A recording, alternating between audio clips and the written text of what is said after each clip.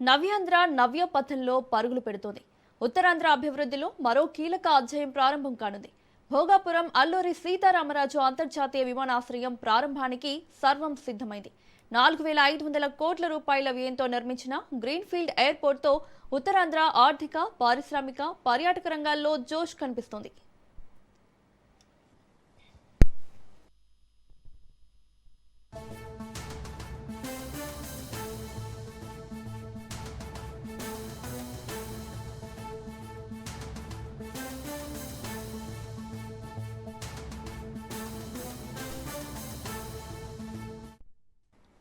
విజయనగరం జిల్లా భోగాపురంలో 2200 ఎకరాల విస్తీర్ణంలో పీపీపీ విధానంలో జీఎంఆర్ సంస్థ విమానాశ్రయాన్ని అభివృద్ధి చేస్తుంది.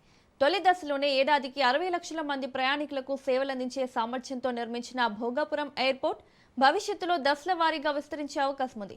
1,80,00,000 మంది ప్రయాణికులకు సేవలందించేలా రూపకల్పన చేశారు నిర్వాహకులు.